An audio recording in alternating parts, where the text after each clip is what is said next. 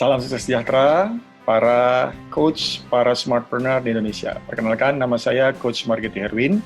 Pada kesempatan ini saya ingin sharing informasi tentang mengapa organisasi dan institusi Anda memerlukan internal coach. Apa sih internal coach itu? Internal coach ini memang adalah seorang coach di dalam sebuah korporasi. Ya, seorang eksekutif coach yang berada dalam sebuah organisasi, institusi atau korporasi yang berfungsi sebagai coach partner para leaders organisasi tersebut untuk dapat tumbuh potensi internalnya secara maksimal dengan metode coaching dalam mencapai target organisasinya. Ada yang tanya sama saya, loh coach, kalau gitu kalau saya seorang pebisnis, apakah saya bisa menjadi coach buat para pegawai saya? Oh, bisa banget.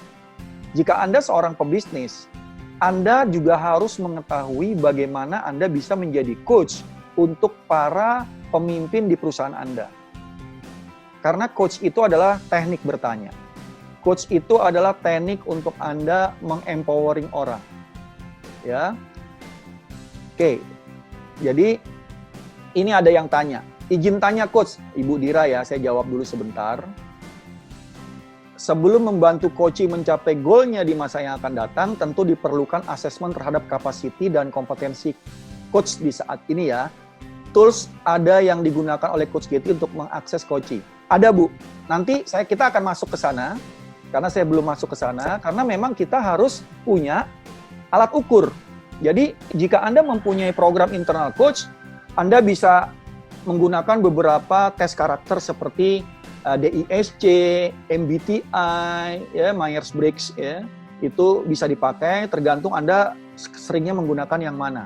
Kalau saya menggunakannya DISC, ya, karena itu yang paling populer dan dia terus berkembang sesuai dengan perkembangan karakter.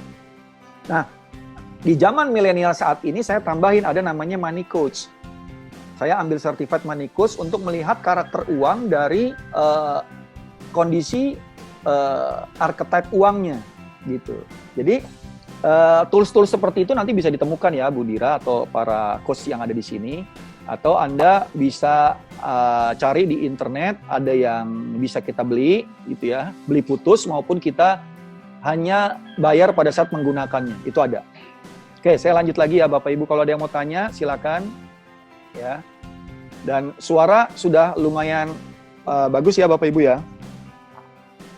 Tujuan dan tugas seorang internal dan eksekutif coach. Lihat Bapak Ibu. Tujuan Anda jika Anda menjadi internal atau executive coach. 6 hal ini adalah hal yang utama. Ya, yang pertama adalah membangun sama maintain coaching relationship.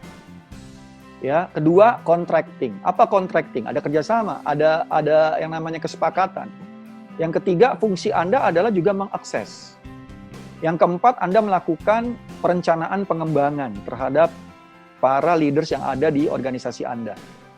Yang kelima, facilitating, Anda memfasilitasi perubahan dan pengembangan.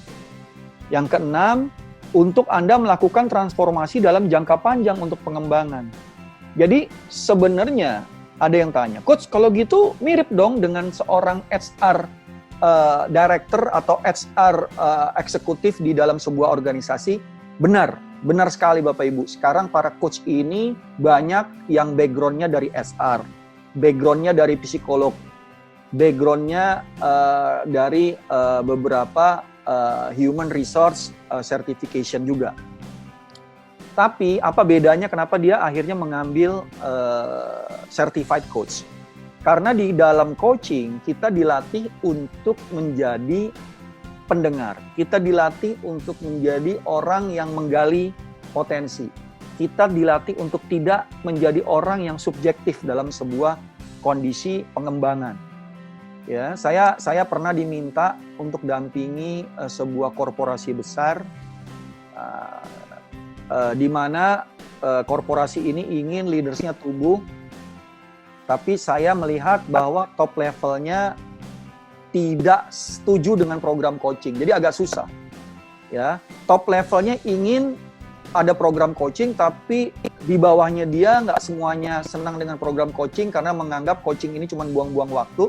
Ini PR-nya. Di sininya peran seorang coach ya seperti saya sebagai orang independent coach untuk membuat ini disepakati dulu.